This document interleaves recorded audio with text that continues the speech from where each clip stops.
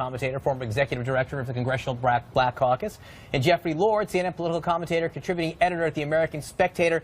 Jeffery, let me start with you. During the campaign, candidate Donald Trump essentially said, would it be such a bad thing to have a friendly relationship with Vladimir Putin in Russia? Well, now the Russian leader is accusing the Trump administration of a war tantamount to a false invasion and suggesting that, you know, Syria is being framed here.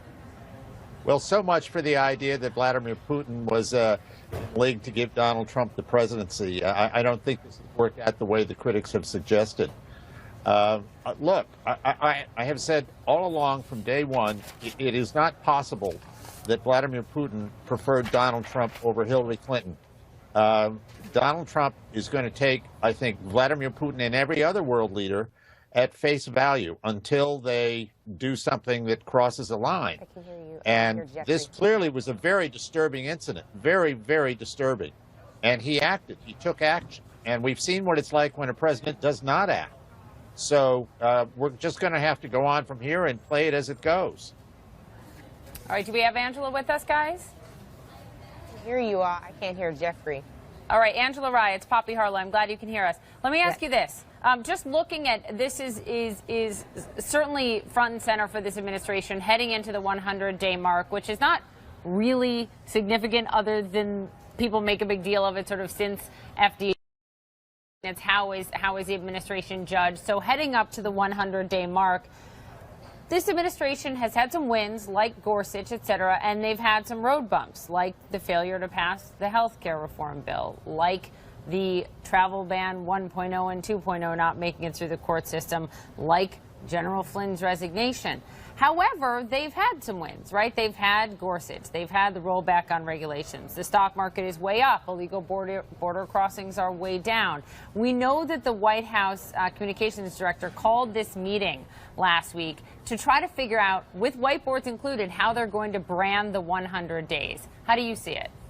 Well, I think it's important for us to decipher between how they actually are categorizing wins. I think wins are determined by how they impact the American people. So I can't help but to compare Donald Trump's first 100 days to Barack Obama's first 100 days. We're talking about Barack Obama signing the Lilly Ledbetter Act into law, which ensures equal pay for equal work for women. We're talking about someone who ensured the American Recovery and Reinvestment Act to what he said allow rising tides to lift all boats and to strengthen the economy for people in their local areas. And then you compare that to, I think, what I would categorize as, frankly, many epic fails by the Trump administration, and that is, as you said, the Muslim ban and the various iterations of that. The wall, the fact that he said to taxpayers, okay, I'm just kidding, now actually you all will pay for the wall. The number of things, number of moments where they've had to pivot. I think the only real thing where Donald Trump has won, besides, of course, Gorsuch, and he had the Senate to help him there,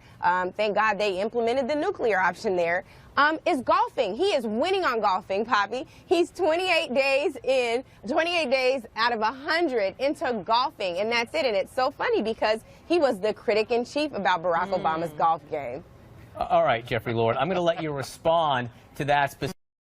And I think we have some sound. Hang on, Jeffery, because to Angela's point, I think we have some sound of then candidate Trump. That CNN is reporting that President Trump is on pace to spend more on personal travel in his first year than President Obama spent all 8 years that he was in office. It just so happens, I don't think there's anything wrong with presidential golfing, but doesn't this prove that then candidate Trump was dead wrong about it when he was running for office, Jeffery? Nah, I don't think so. I think this is just a media gotcha. That was a moment of I'm still Jeffery waiting. Lord, how is it the media gossip? You heard the president's own words.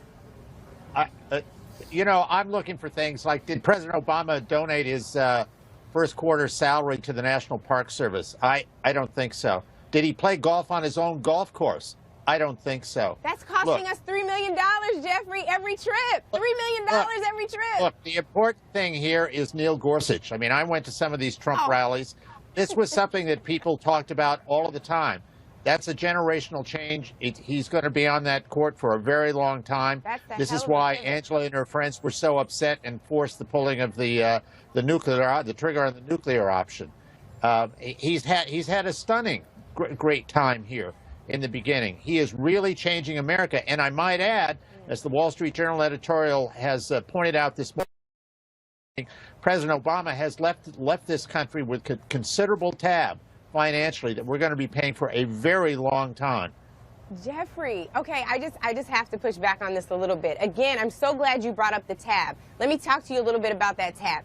$3 million per golf trip. Melania staying in New York City, $1 million a day. We're talking about, Jeffrey, you're looking at the new fiscal conservative. It's me. And I just am so surprised that you won't even agree with me on this point. You're talking about wins for the American people. I would push back. Climate change is a real thing. You talked about me and my friends. Tell your friends that there are icebergs melting, okay? We have a real challenge. And your guy is dialing back regulations that are harmful, not just to the American people, but globally. This is a problem. We have to acknowledge where there is, well, at least where there should be bipartisan agreement, and that should be on facts.